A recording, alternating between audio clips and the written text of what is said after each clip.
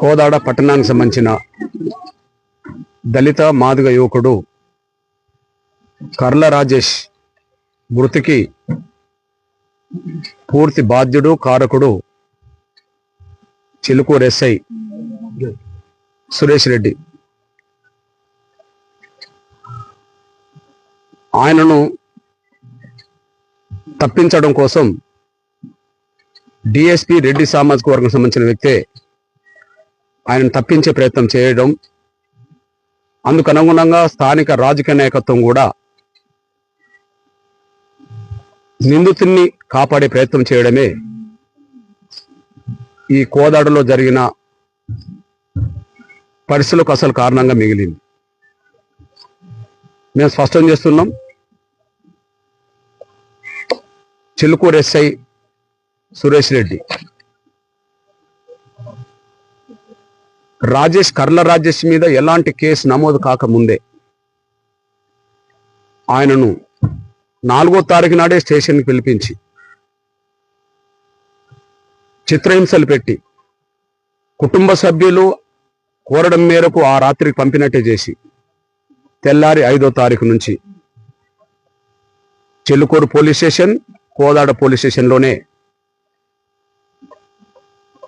9వ తారీఖు వరకు కూడా చిత్రహింసలు పెట్టి 10వ తారీఖు నాడు ఆయన మీద కేసు పెట్టి జైలుకు పంపడం జరిగింది.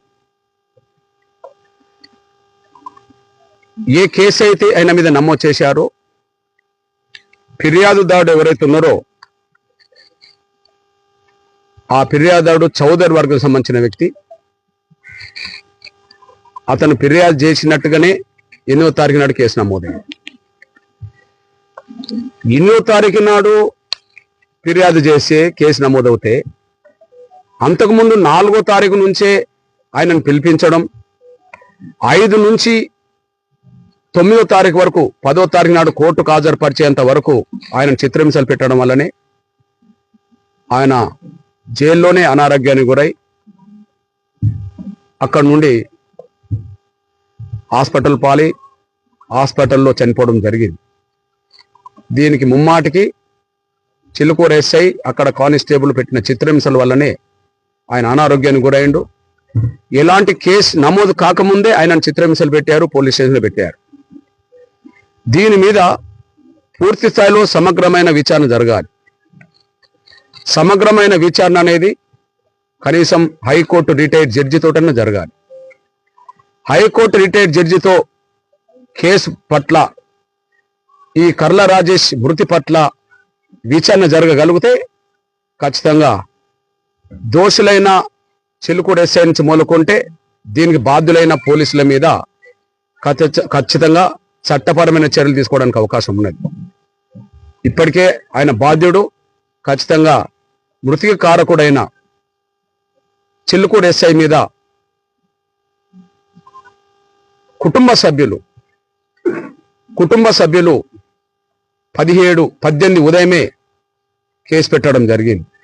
కానీ రాజకీయ నాయకత్వం రెడ్డి సామాజిక వర్గం ఎమ్మెల్యే, డిఎస్పి రెడ్డి సామాజిక వర్గం, ఇక్కడ కర్ల రాజేష్ మాదిగ, ఎస్ఐ రెడ్డి సామాజిక వర్గం, వీళ్ళందరూ కుమ్మక్కై మీరు కేసు ఎస్ఐ మీద పెడితే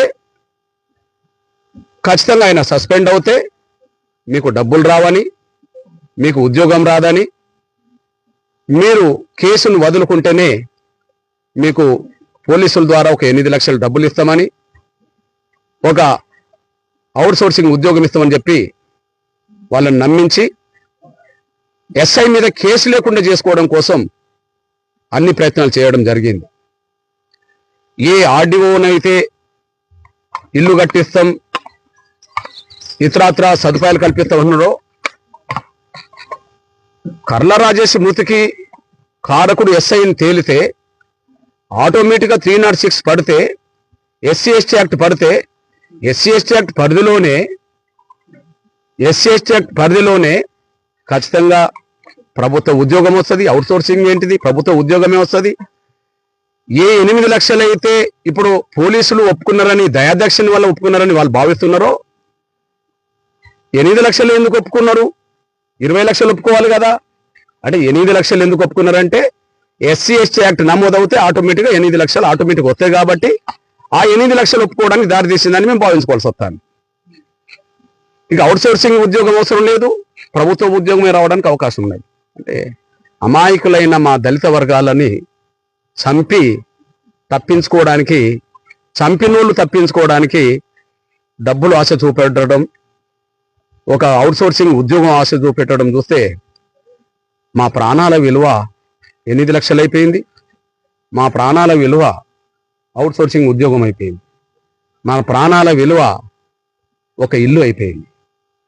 అంటే ఇప్పటికీ మా దళిత మాన ప్రాణాలకు విలువ లేదు అనడానికి ఇది స్పష్టంగా కనిపిస్తుంది. ఈ నేపథ్యంలో మేము విజ్ఞప్తి చేస్తున్నాం, డిమాండ్ చేస్తున్నాం. మాకు ఉత్తమ్ కుమార్ రెడ్డి గారు అంటే కొంత అనుబంధం ఉన్నది, కొంత గౌరవం కూడా ఉన్నది. కానీ ఇక్కడ స్థానిక ఎమ్మెల్యే బాధిత కుటుంబం వైపు లేదని, రాజేష్ చావుకు కారకుడైన చిలుకూరు ఎస్ఐ సురేష్ రెడ్డినే కొమ్ము కాసిందనే విషయం మనకు స్పష్టంగా అర్థమవుతుంది. అదే సమయంలో ఇక్కడ డిఎస్పీ రెడ్డి ఎవరైతే ఉన్నారో కేసు పెట్టాల్సింది రాజేష్ మృతికి కారకులైన ఆ ఎస్ఐ మీద కేసు పెట్టాల్సింది స్టేషన్ పోలీసులు అవుతే ఆయనను కాపాడే ప్రయత్నం సురేష్ రెడ్డి చేయడం, ఇంకో రెడ్డి చేయడం జరిగింది.